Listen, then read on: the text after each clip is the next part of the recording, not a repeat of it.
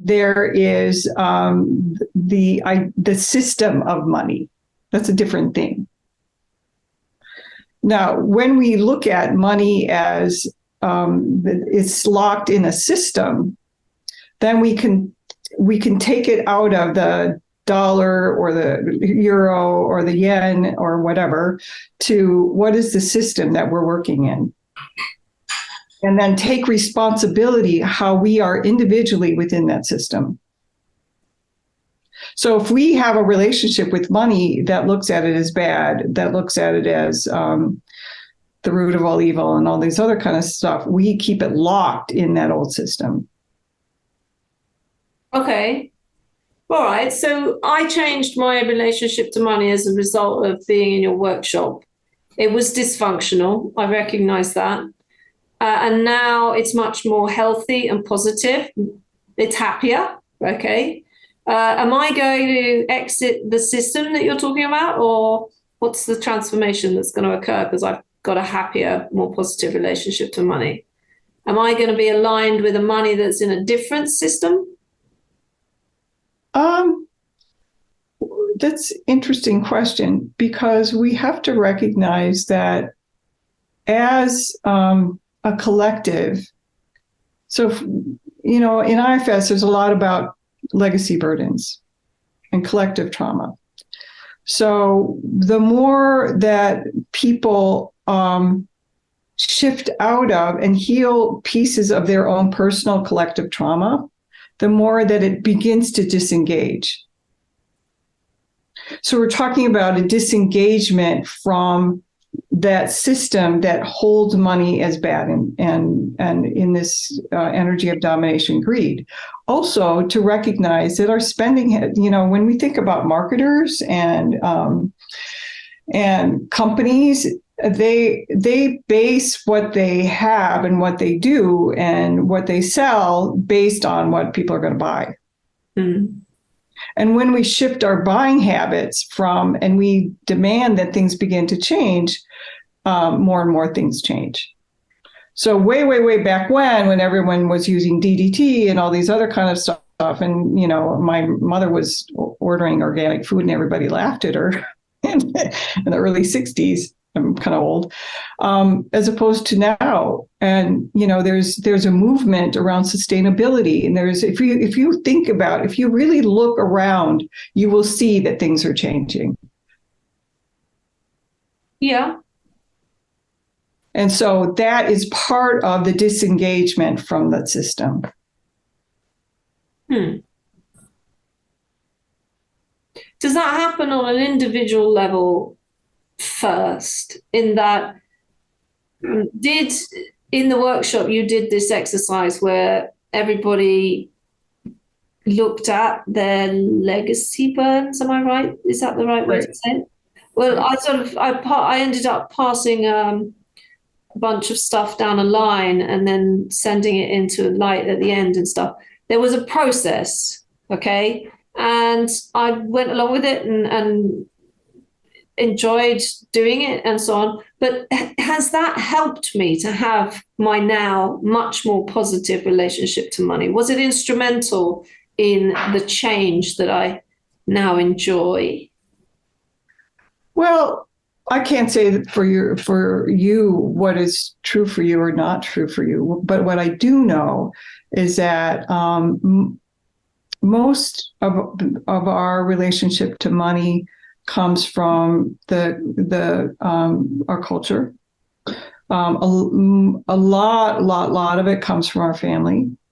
So if there is a situation where people had money and lost it, where there was war, where there was some sort of genocide, where there's a lot of energy in the field still of the Depression.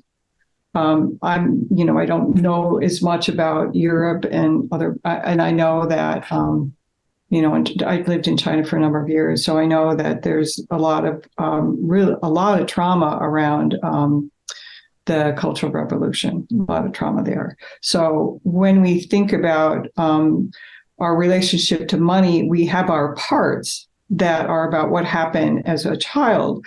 But a lot of the relationship to money and trauma actually comes from our parents and our grandparents and their parents. So that's what, in IFS, that's called legacy burdens. And so one of the first things that I do when I would do a workshop, and there is some, it's one of the things, and one of the first chapters in the book is really looking at your legacy burdens and beginning to change the story, doing some healing around that, because that's really important to recognize. So recognize what is yours and what is not yours. For many people, they find it incredibly healing, and that something just feels lighter. I don't know. What was your experience, Helen? Well, you made me aware of the idea that my parents had their own relationship to money, and that might have affected me. There was a lot of conversation around money when I was growing up, to do with there not being quite enough for whatever it was that was needed. But I mean, I'm talking about sort of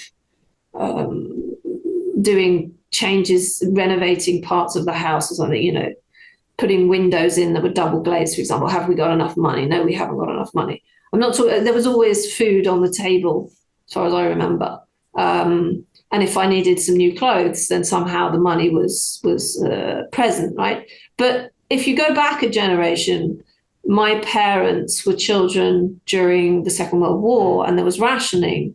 And some stories that I've heard from my parents, my grandparents, was that there was a tremendously difficult experience to do with a lack of money. And I'm sure that these things have impacted me. And what you did was you made me consider that and question, well, how has this affected me in my life? But like you say, it wasn't mine, it was theirs. And so I sort of symbolically, if you like, gave it back to them, and then they gave it back another generation, and so on and so forth, such that the line, as I think you put it at the time, got cleared up a little bit. Don't know if I did it the right way or not, but as a result of that, I think that there is a lightness that wasn't there before. There's a lack of fear, or a lessening of fear. All good stuff, right? So this whole concept, this general concept that in our life and in our family's life and in the generations beyond us, past us, in the generations past, there were problems to do with money that need to be considered at the very least. It makes a lot of sense. How can you have a healthy relationship with money if you don't understand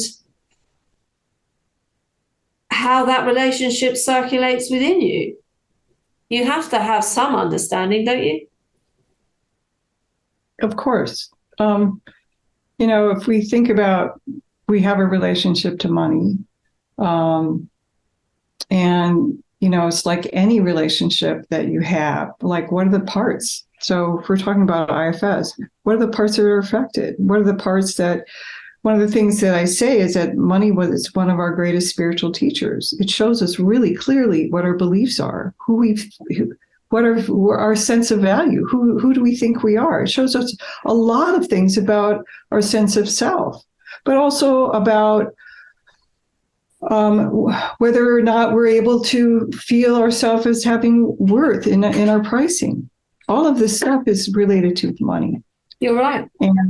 And so, and it is kind of, we're looking at it as a trailhead, in IFS terms. It is a huge trailhead for many, many, many things. Mm. And so few people really address it, and I find it really interesting, because as a trailhead, it's one of the biggest ones that you can look at so many aspects of that, and then the idea of what is well-being and what is wealth. All of these things can be trailheads.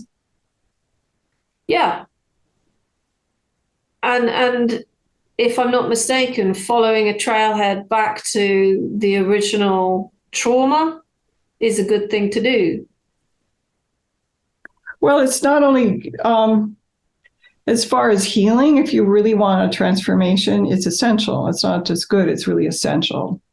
But it is something that opens us up to, this is telling us, this is guiding us, it's inviting us to say, oh, something needs to be healed here. There is something that is not quite right. It doesn't allow us to be our true self and really operate from self. I do find that really quite stunning, that money can be a spiritual guide. But I believe you. I feel it. I know it. It's. I mean, can other people who are watching this, can they consider that to be possible? I mean, everyone. There is so much negativity towards money. They wouldn't talk about it in such positive terms, would they? It's a means to an end, or it's, like you said earlier, the root of all evil and all of this jazz. And you're calling it a spiritual guide that enables you to find the pathways to healing, to bring in the wealth of well-being. I mean, if we recognize that money, so in my book, I have one section which is the stories. So money story, the stories of the collective and the effect of inequality on many, many different aspects of the collective. The stories of the ancestors, our personal stories, all of these are stories. And when you look at the collective of all those stories, they create a narrative of what is true and what isn't true. And if I look at the story of money as a system, something that and that has been stuck in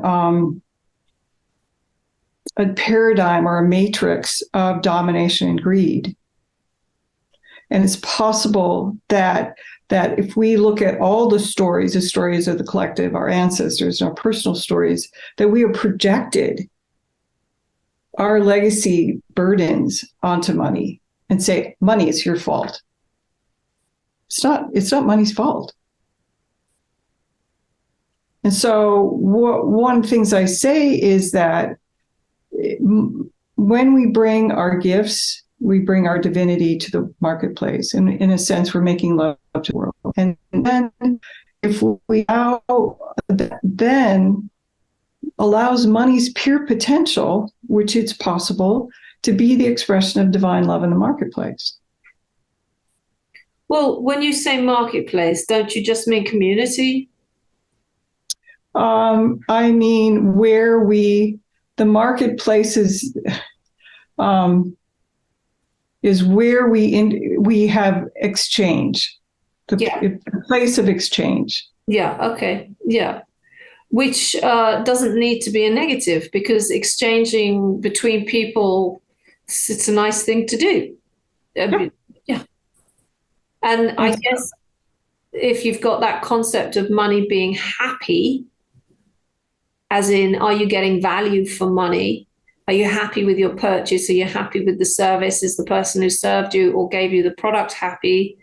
And so on. Everyone's got a smile on their face, and the community of exchange is a happy place to be. The fact that money's a sort of a symbol or a sign, or I don't know how to put it, the transactional method through which the happy exchange occurs is neither here nor there. Like you said, it's not money's fault. That's like blaming the train tracks for being train tracks. Or blaming the train for killing somebody. It's not the train's fault. It's somebody fell on the tracks, or somebody, it's like the train didn't do it.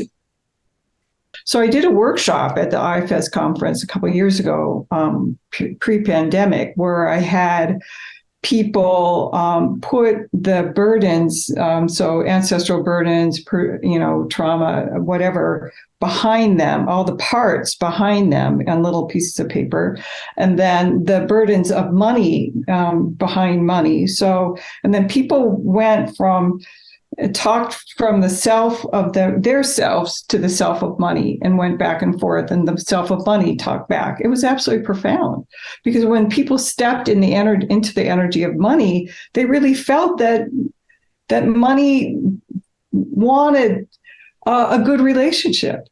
It didn't want to be part of trauma. It didn't want to have this energy that was projected onto it.